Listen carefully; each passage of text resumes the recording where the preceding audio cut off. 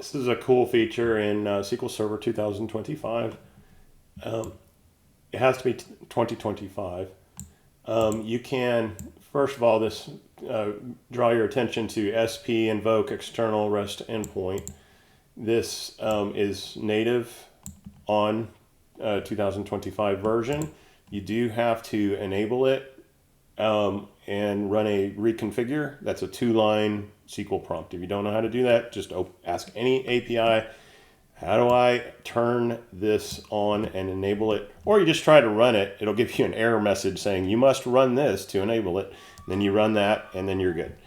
The next thing you need is some kind of REST endpoint to listen to this. So the one difficult thing with all this is you have to run HTTPS.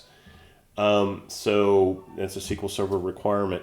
So what I did in order to do this is I did a self-signed certificate in Microsoft IIS locally on my same workstation. Microsoft IIS has, so by doing that, I now have a certificate that's on the root store that if I'm running this app, actually on the same box as SQL Server, I got the cert, I'm good to go. So I also have IIS on the same server.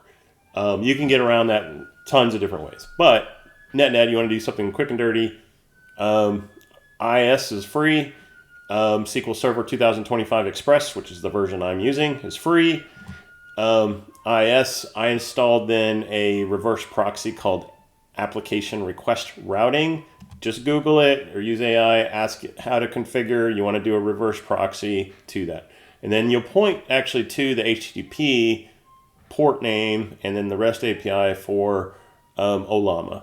So that's the most tricky thing, but AI can walk you through how to do that. If you've never done it before, just ask the question and it literally will take you, once installing everything takes the longest, but just walking through the instructions take you less than 5 minutes to set it up.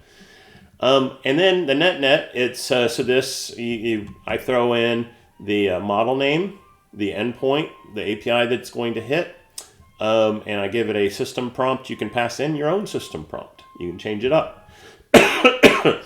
And then when I test it here, I just did a simple write me a poem. And so it's invoking this, and I just ran it now, and this is the result that it did with that. So I got a nice cool poem. It does have the line feeds in there, so it does come back in JSON because I told it to come back in JSON, because SQL Server, is a database and it can read and write JSON very well. So you can do other actions with that once you have the result. You can do an agentic workflow in here. I have another video that demonstrates actually doing an agentic workflow where it calls multiple stored procedures that are defined in your system prompt. But that gets a little bit more difficult, but it's completely possible. And I've demonstrated it absolutely works. Anyway, hope that helps somebody. This is really cool because you could actually do some analysis on data that you compile. You run a query that gets the data you need, throw it into the AI, say, analyze this or calculate this for me, and then the result, you can throw it back to the result to your user. So a lot of possibilities with this. Cool stuff.